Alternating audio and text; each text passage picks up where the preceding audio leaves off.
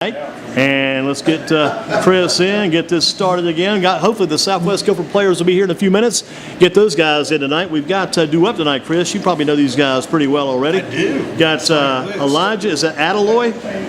Or I believe so. Adaloy is where we're going to go. We'll go Elijah anyway. We know that. Yeah. We got Sean McIntosh, and we got fantastic number 9. Jalen Womack. And Jalen Womack, I believe he's number 2.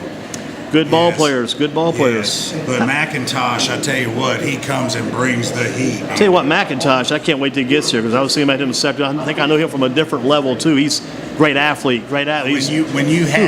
When you bring in Austin Yarbray on one side, the outside linebacker, and then have McIntosh, they usually just meet in the middle. Yeah. I'd hate to be there when they meet because that's bad news. Wreck. Oh boy, what caused Northeast to come up short at Eastern Alamance last week? Came up just a bit short. Boy, oh boy, what a game, Andy. And I tell you what, I hadn't called any of the Northeast games this year. I called all of their games for the past 2 years, so I know a lot of these juniors and seniors well. And to have them come up 6 inches short, first of all, they're down 4, 10:25 to go in the ball game, and they go on a 21-play, 9-minute and 53-second drive. For the most part, you'd have to say Northeast that night was pretty much just as good as Eastern Alamance. The way they were able to control the time of possession was unbelievable. So Eastern Alamance, other than getting it, we'll get to that in a second. Eastern Alamance touched the ball twice in the fourth quarter, once at the beginning and then once with 31 seconds to play. What happened was Northeast had converted 3 fourth downs in that 21-play drive. They get down 4th and goal from the 1-yard line, 31 seconds to play, and they come up 6 inches short from getting it in the end zone. Tariq Ridges going power left. They have been going power left all night long, been very successful going power left. And, you know, you've got to trust the referees looking straight down that goal line. Yeah. I was on the other side of the 50 in the press box. I had no angle to tell if he broke the plane or not. So those guys down there, if you listen to the broadcast, you heard me say, we're still waiting, we're still waiting, we're still waiting for the signal, still no signal, still no signal, still no signal, and then they signaled it to Eastern Alamance, first and 10 from the 6-inch line. And just run the clock out. Northeast, they ran one play, Hanley man, left-hand side, took it out to the 20, they took a knee, it was over. Based upon what you've seen so far this year, who are the top 2 or 3 players you've seen this season? The top 2 or 3 players. Can't say just one because you've seen quite a few. Yes, I've seen a bunch. And I tell you, one of the ones that jumps right off the bat to me, one of the best receivers I've seen this season is Trey Turner, and it's so sad that he got hurt. That hurts. It really hurts. Him getting hurt last Friday night in the Reedsville game. Fantastic wide receiver. I called the Northwest-Southwest game, and he took an inside slant 46 yards, and he was in the end zone before you could blink. He could Amazing. go. He could go. So he's one of your tops. He's one of my tops. I'm going to go offense and defense in these 3. I'm going to say one of the most dominant forces I've seen on defense is 54 from Dudley, Cortez Pope. Okay. Cortez Pope was very impressive when I seen him. And another one I'm going to throw out there, he's a Southwest Gopher player, John Oxay. John Oxay's had an incredible season. Been putting in, and you can even throw Sean McIntosh in on that list as well. Had a great season.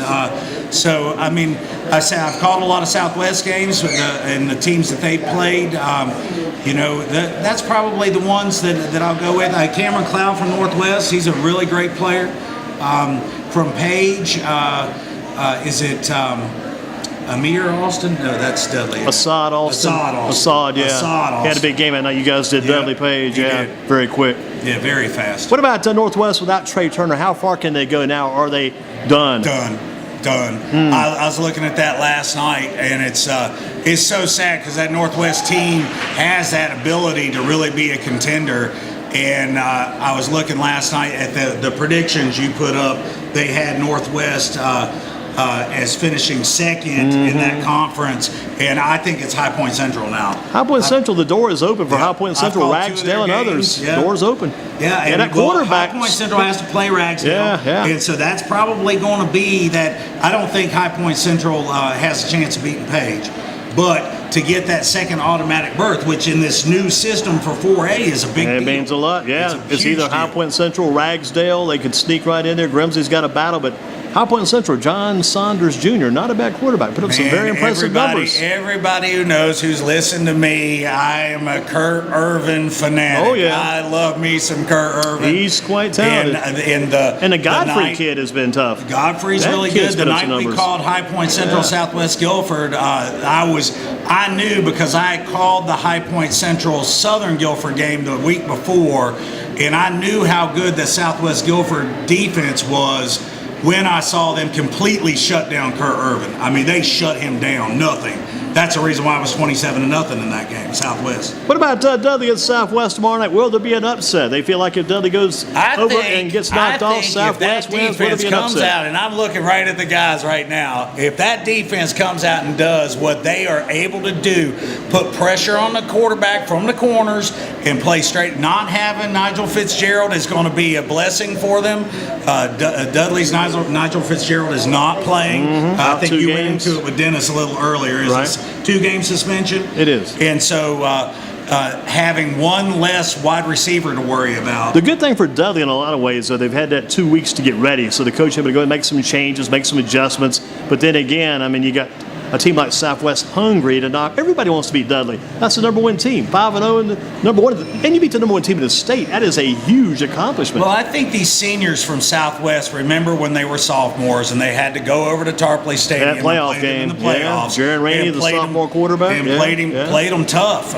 Played them really tough. And I think that they have been waiting for their shot. And if it's going to happen, it's going to happen tomorrow night. And I think that they got a legit shot. That the defense holds up the way I know that they can, and the offense doesn't make any mistakes. Take away all those silly flags and those drive stalling penalties that they've been getting. What about Page at East Forsyth? Can Page come home with victory? Page can't beat East Forsyth. No way. And wow. For those of you who are listening for the first time, I am not a Greensboro native. I was not raised in Greensboro. I didn't go to high school around here. I am completely neutral. And I try to look at everything. I know that Andy sometimes really likes to pull for his Greensboro. Oh, those Guilford County teams, live or die. Even East-West All-Star game, always the West, and the county draw that line at 421, headed south. Man, don't cross. When you get past Colfax, it's devil's territory when you cross over Colfax. Yes. I think East Forsyth has got Page. What about the big Northeast Guilford Rams that never beat Northern Guilford? Is tomorrow night the night when things change? That's what Dennis said. I thought their night to beat Eastern Alamance for the first time was last Friday night, and I thought that the way the stars had lined up to put me and Coach Steele there to call that game last week with circumstances outside of our control. Right. And we ended up being there. I was like, man, look at 3-0 at halftime. This is their chance. This is going to be and to come up 6 inches short. And I think that's one of those things that those guys are going to remember. And when it comes down to crunch time in that Northern Guilford game, I really think the Rams are going to rise up this time. Well, you've got Dudley, Southwest, and Mount Tabor. Is there another team in the conference that has a shot to join them later on down the playoff trail? Is it going to be Dudley, Southwest, Mount Tabor? Parkland, I think. Parkland's got outside shot. They'll probably come in, get that 16 seed. They'll get a few more victories. They're already at 3. You probably need to get to 5 or 6 legitimately to get in. So last year we thought the number would be 5, and it turned out to be 4 because Northeast got in with 4 wins. But it's a little different with this max prep. That ranking system. We'll burn that bridge when we get to playoff time because it is a completely different system this year. Going to get deep. What about, we talked before, so you like High Point Central, number 2 team in the Metro now? Edge Central. I think so. Western Alamance. And I will be calling the High Point Central Northwest game next Friday. Southwest off next Friday? Southwest is on a bye. They get the well-deserved break after beating Dudley this Friday. That's a good break, yes. I'll give you a week off if you beat Dudley. There you go. Yeah. Western Alamance, Eastern Alamance, anybody else in that conference close to those 2 teams? Boy, I think that Northeast will see that gap is really short. You figure, we keep talking about that 6 inches. Yeah. Eastern Alamance is only 6 inches better than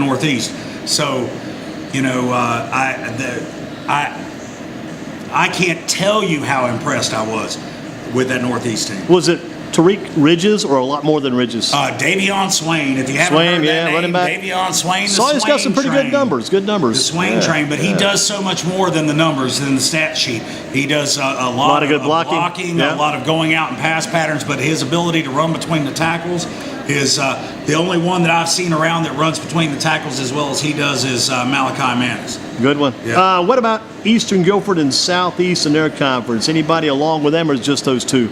That's what we're seeing so far. Kind of that conference is on a downward slope. You got kind of top loaded. Alamance, Ashboro. Oh yeah. Southwest Randolph. You got Western Guilford. They will probably be the only two teams out of that conference. What about Miami and Duke tomorrow night? College football on Friday football night. Which I hate. What about college football Friday night? I hate it. Do you think high school survives it though? Yeah, absolutely. Absolutely they do. And if anything... Do you think most fans will probably just ignore the college game that's going on and go ahead and go to your high school games? Look at it on their phone and they'll track if you're a Duke fan. And a lot of the Duke City schools are off tomorrow night. The ones in the Duke area, Duke County, Duke City are off. And there's some Jewish holidays this weekend too, so some people playing Thursdays and Saturdays. So maybe not the big impact some people might think. Your college fans will go to your college game, high school games will be at the high school game. And you figure those Durham teams that a lot of those fans travel, they usually show out good, and even those Raleigh teams.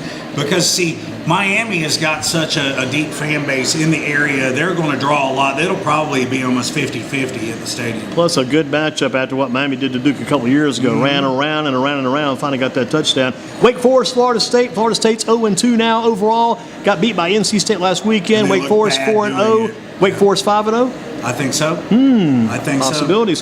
What about the big Tar Heels on the road at Georgia Tech? Tar Heels were beaten by Duke last Saturday. Georgia Tech, they always play the Hills tough, and with Chaz Surratt trying to rebuild and to do all the things. I really think that Fedora's doing the right thing and putting Surratt in and getting all these steps and doing a true rebuilding process. But I think Georgia Tech wins that game. How about Syracuse, NC State, and Raleigh on Saturday? NC State's feeling pretty good right now about themselves. They're looking really good. And they need to make sure they don't look backwards. They got to look at what's coming up this Saturday at Syracuse. And Syracuse is so wishy-washy. They need to decide what they want to do. They're not doing anything really well right now. At least they survived the basketball scandal so far, anyway. So far, we'll see. Yeah, when you think about Louisville, you have to think about Syracuse, too. How about the Panthers and the Patriots on Sunday, 1 o'clock? Pats going to wear out the Panthers. Yeah, wear them out. Tough day for the Panthers. Bears and Packers tonight.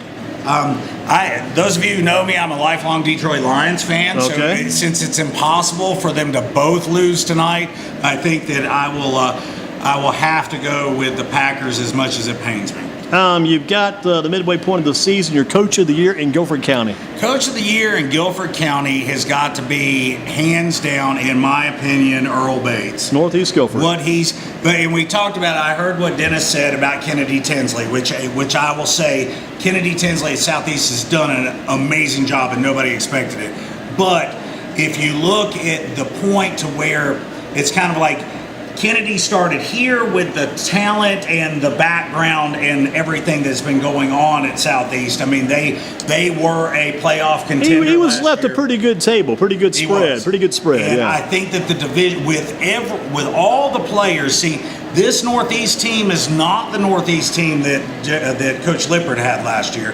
You had about 5 defections, pretty notable.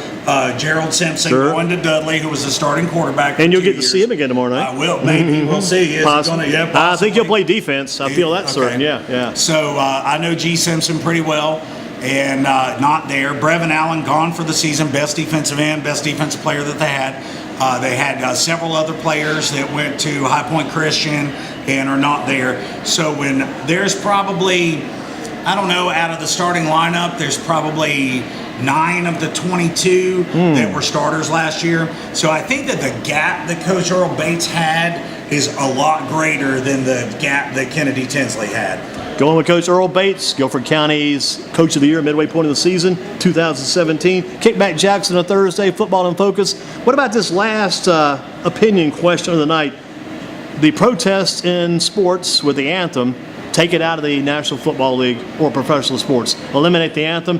People come out, you got 1 minute, do your own personal, what do you do for that 1 minute before the game? Let the games begin. bring the anthem back for Veterans Day, Memorial Day, 4th of July, respect the den, respect the flag. But before the games, let's go a different route. An idea. Well, Andy, I worked my way through college as a bartender, and I had a rule on any bar I ever worked in: no religion and no politics. And I feel that same way about my sports.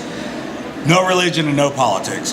That I heard you and Dennis talking earlier about some of the ideas that you can do with the national anthem, that those guys have 6 days and 21 hours out of the week that they can do all the protesting and all the humanitarian work and all the stuff they can get out. They have the star power and the ability to go on to Good Morning America on Tuesday and say whatever they want. They can fund all of the groups that they want to go out and to make social change.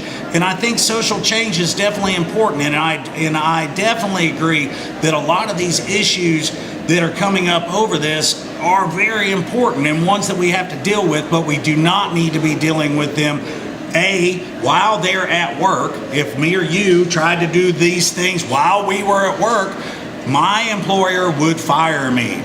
That's what would happen, regardless if they agreed to what I was saying or not. It is not my right to do that while I'm at work. I have no First Amendment right while I'm at work, when I'm on the clock. Obviously, a subject close to your heart, then. It is. Yeah. It is. Yeah. I have a lot of my family members, some that are very close to me, Military? that were military. My Uncle Cliff served in World War II and Korea, and he lived in Detroit, hence the reason why I'm a Lions fan, a Tigers fan, and a Pistons fan. And I know that if he was alive today and he saw all of this, he would be absolutely outraged. Outraged, I'm sure. So remember that. So I hear the people saying that it's the protests isn't about the anthem. It's not about our veterans. But that is the reason why we stand. That's why they play the song. It's in honor of them. That's why they're playing the song, right? And the ones that gave, like we told Dennis, we talked about color. The color really is. It's about the red, white, and blue. That's exactly right. Yeah. There is no difference other than red, white, and blue. And so. I think that as far as what you said with take the 1 minute and do whatever you want to do, no, you got 6 days and 21 hours. You can do that during the week. If I give them that 1 minute, I'm going to have a stopwatch on too. It's going to be 1 minute only. Boom. Yeah, no, you don't get the 1 minute. If you do it, you're fired. Sorry. So you're kind of leaning more toward Mr. Trump. I don't know. I wouldn't say that I'm leaning more towards him. I'm not saying that I'm endorsing him for anything. However, I just do not think that there's a place for it in sports. And so you probably feel like with Mr. Trump, it probably could have been handled better. When you walked into my bar and you asked for a drink and you start talking about politics or religion, I'm going to ask you to leave. So if you come into my broadcast... So you really can't do that, though, really, in a case there. You're really not supposed to, but I can sure not serve you. Wow, that's interesting. Yeah, I sure not serve you. So no politics, no religion in my bar, no politics, no religion in my booth, and no politics, no religion on my football field. So that's where I stand. Well, we've got some suggestions and ideas. They're being taken and discussed. We'll keep that going. That's what the platform. That's why I love this platform. Yeah, the discussion's all good. about the platform. Yeah.